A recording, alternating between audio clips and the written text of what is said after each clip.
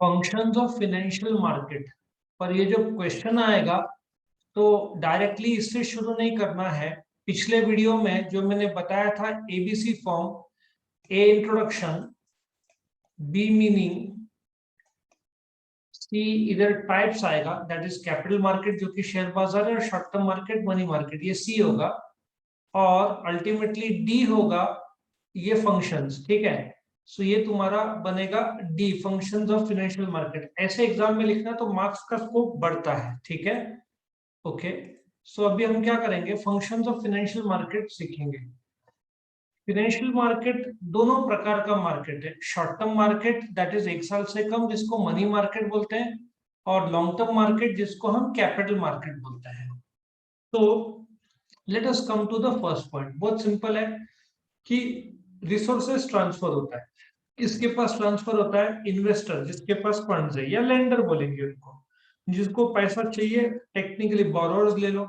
सो ऐसा सोचो तुम्हारे पास पॉकेट मनी 100 रुपया है, तुमको 70 रुपया लगता है, तो तुम 30 रुपया किसी को कर्जा दे देते हो। ठीक है, उस तुम इन्वेस्टर हो, उसको 30 रुपया मिलता है तो वो तुमको ब्याज देता है 30 रुपए पे।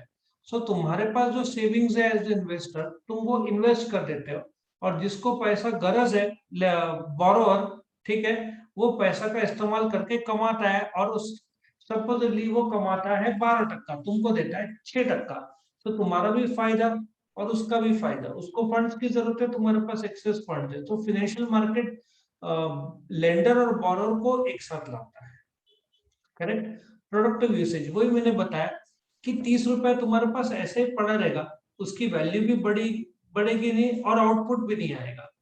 तो इसलिए वो 30 रुपया तुम जब इन्वेस्ट करोगे तो उसका प्रोडक्टिव यूज होगा। ठीक है ना। जो एक्सेस फंड्स है इन्वेस्टर के पास, वो जब फाइनेंशियल मार्केट में पैसा लगाता है, आइडल खाली पड़े रहने से तो कोई आउटपुट आएगा नहीं। तुम्हारे पास कैश है, भले ही 100 करोड़ है, घर पे ही है, तो उसका कोई वैल्यू निकलता नहीं है। ठीक है ना। और वही बैंक में है तो तुमको इंटरेस्ट मिलेगा, और वही फाइनेंशियल मार्केट में डालोगे तो ज्यादा रिटर्न्स मिलेगा। सो लॉजिक क्या है, जो फंड्स तुम्हारे पास पड़ा है उसका प्रोडक्टिव यूज होगा, मतलब उससे कमाया जाएगा। बोरोअर को सपोजली 12% मिलेगा या 15% मिलेगा, तुमको 6 से 8% दिया, तो बोरोअर को भी परसेंट में 7% फायदा, तुमको भी 6-7% का फायदा। सो दोनों पार्टीज का फायदा होता है। करेक्ट। तीसरा, एनहेंसिंग इनकम। एक सिंपल सा लॉजिक है, मैंने तुमको ऑलरेडी बताया, तुम्हारे घर पे एक्सेस फंड्स रहेगा, उसका तुम कुछ कर नहीं पाओगे, वो ऐसा का ऐसे ही पड़ा है। लेकिन वही पैसे का तुम यदि इन्वेस्ट करोगे तो तुमको इंटरेस्ट मिलेगा या तो डिविडेंड मिलेगा सरप्लस फंड्स का।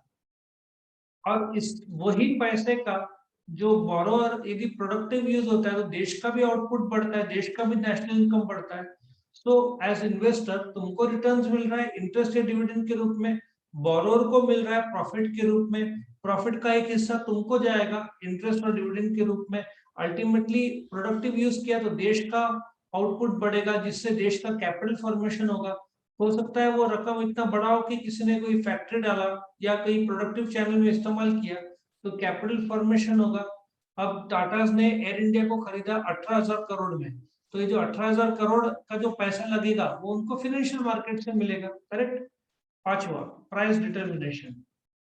अभी फाइनेंशियल मार्केट में जो इंस्ट्रूमेंट्स है, शेयर, बॉन्ड्स, डिबेंचर्स, है ना, इसका प्राइसिंग मार्केट में डिमांड और सप्लाई से होगा।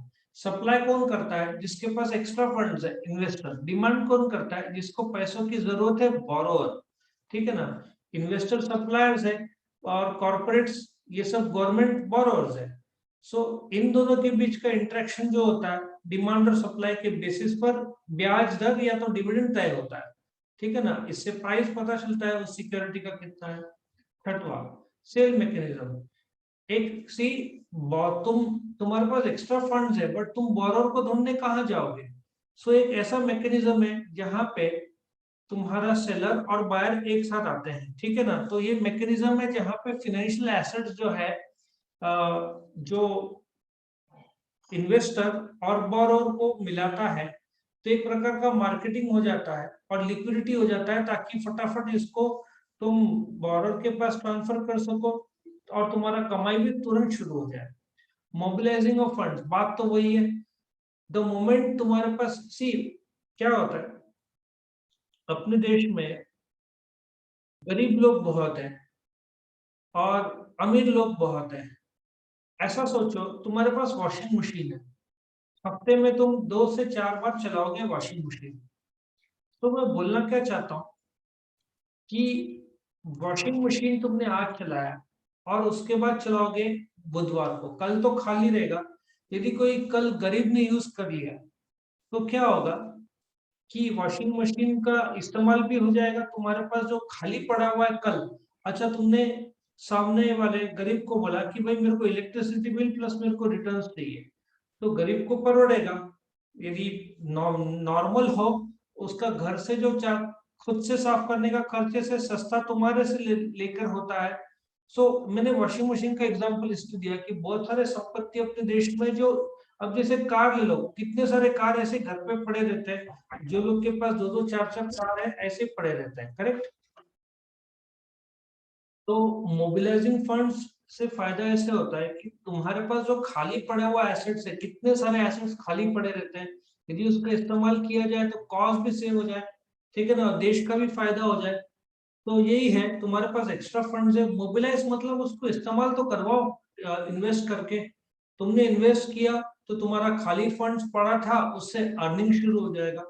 जिसको जरूरत है वो उस पैसे से प्रोडक्शन या प्रोडक्टिव एक्टिविटी करेगा, उसको भी रिटर्न्स मिलेगा। सो देश का फायदा होता है। लिक्विडिटी कितना आसान है, शेयर्स मैंने बताया था, वैसे तो 12th चैप्टर है स्टॉक एक्सचेंज, लेकिन मैंने एक्सप्लेन किया था कि आज बेचोगे मंडे को तो बुधवार शाम को पैसा ट्रेडिंग अकाउंट में आएगा, थर्सडे दोपहर तक पैसा मिल जाएगा कैपिटल मार्केट में। सो लिक्विडिटी है, तुमको 2-3 दिन में पैसा फटाफट मिल जाएगा। तुम अपना जो इंस्ट्रूमेंट है, दैट इज शेयर्स, बॉन्ड्स, ये सब 2 से 3 दिन में तुमको पैसा मिल जाता है, ठीक है ना।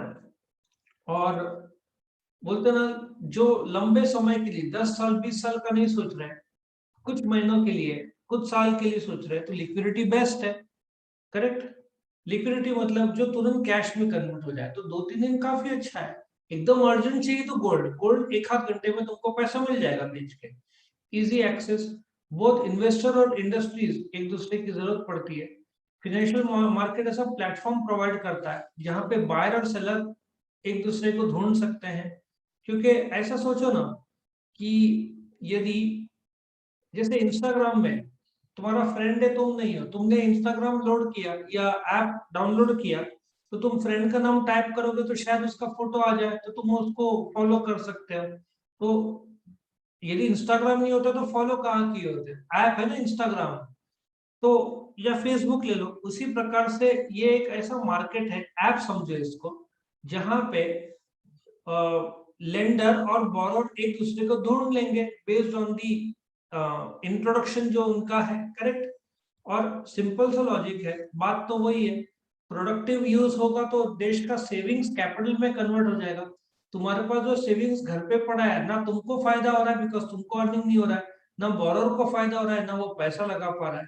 तुम फाइनेंशियल मार्केट में रजिस्टर्ड हो, तुमने वो पैसा दिया बोरोर को, उसने उसका इस्तेमाल किया, प्रोडक्टिव किया और कमर्शियल यूज किया, तो उसने कमाया, तुमको रिटर्न्स दिया। उसने कमाया आउटपुट बना के बेच के, तो देश का प्रगति हुआ। उसने कमाया प्रॉफिट, तो कुछ हिस्सा तुमको दिया। सो सबका ही फायदा हो रहा है। तो इस प्रकार से ये तुम्हारा फंक्शंस ऑफ फाइनेंशियल मार्केट था। क्या करोगे जब तुम एबीसी लिखोगे, A introduction, B financial market का meaning, C financial market also the types, उसमें छोटा सा ड्राइंग कर लेना, कौन सा, यहां से यहां तक, ये टाइप्स में इतना ड्रॉ कर लोगे ना, तो तुम्हारा ये काम हो जाएगा, करेक्ट। तो टाइप्स ऑफ फाइनेंशियल मार्केट आने वाले वीडियोस में हम देखेंगे, ठीक है। तो वीडियो पसंद आया, इंपॉर्टेंट मार्क कर लेना इसको। वीडियो पसंद आया तो लाइक करना, फ्रेंड्स के साथ शेयर करना और चैनल को सब्सक्राइब करना।